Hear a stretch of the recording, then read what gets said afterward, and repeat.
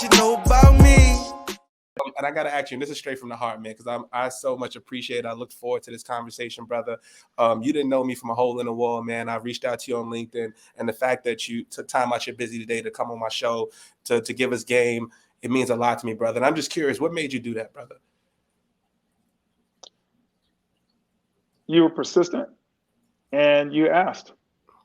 And I said to you earlier on being the friend that you'd like to be, I was you. I'm 62 now.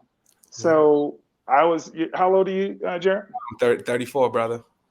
34. So I was 34 at one point. It was almost 30 years ago, but I was 34 at one point. And there have been so many people who've opened the doors for me and who were kind to me when they didn't need to be. There was no thing they could gain from being kind to me. One of them was Clarence Avon.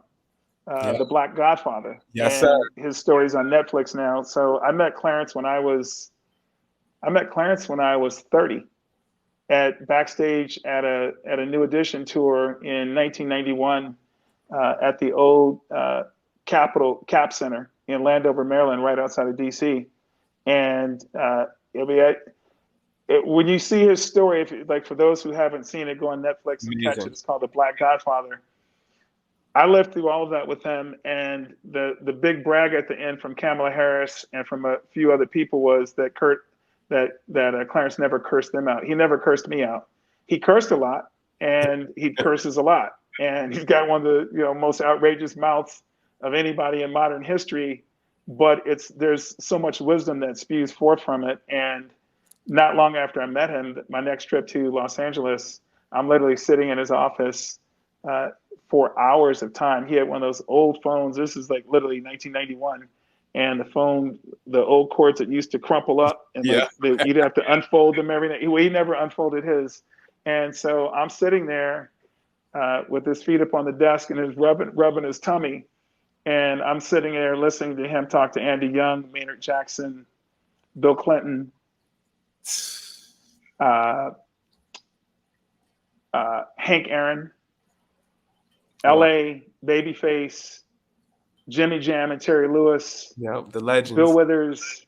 Yeah, just an amazing array of people. And upon listening to him do that, one of the light bulbs that clicked on in my mind was I could do this. I could be this person. There's no reason that I can't have a wide array of relationships across all spectrums of business. And that was a challenge to me, was to emulate that. And it was just incredible to me to see a black man do that. It was like, I could be that person. And then the year after that, Harry Belafonte called me up in June of the summer of '92 and asked me to work with him. That was my first opportunity to work with Harry Belafonte, looking to build out a festival in Barbados.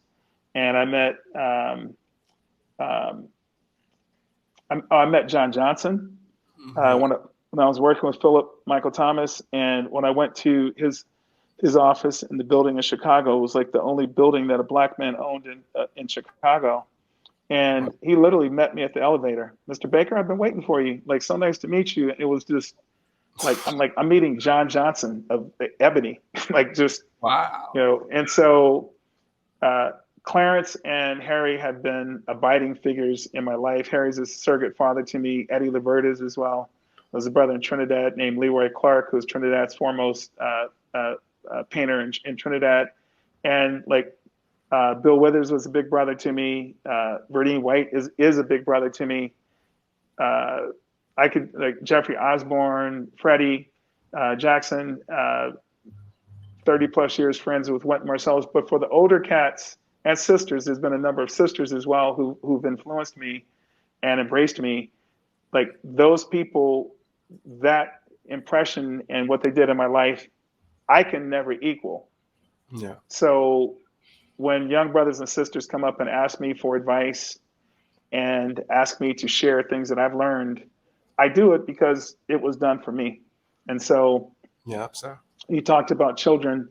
I hope that the love and sharing and the gifts that I've given in my life to other people, my children could ideally be the beneficiary of some of those gems of things that others did for me. and I've been blessed and fortunate enough to do for other people as well.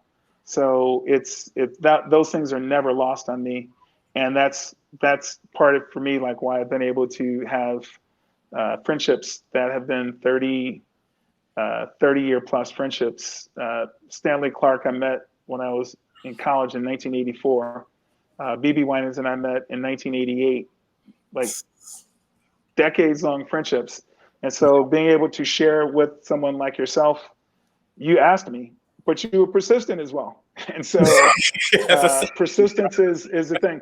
So I'd be remiss if I didn't share two more things before I get off your show. I appreciate you, bro. One is volunteerism and charitable giving and charitable work. That's an integral part of my life that my mother taught me, was volunteerism and basically doing more for people than people do for you. And so it's, to me, of critical importance to give back, to share your blessings with other people. That's one. And then two is the book Think and Grow Rich by Napoleon Hill. Think and Grow Rich by Napoleon Hill. I was given that book by an older white gentleman at 17 years old. I was living in Russellville, Arkansas at the time. And I was a high school dropout when he gave me that book to read. And that book has been the most integral, game-changing book in my life outside of the Bible. But my success secrets, my success principles that I've lived my life on came from that book, Think and Grow Rich. So number one is positive mental attitude. Number two is sound physical health. Number three is harmony in human relationships. Number four is freedom from fear.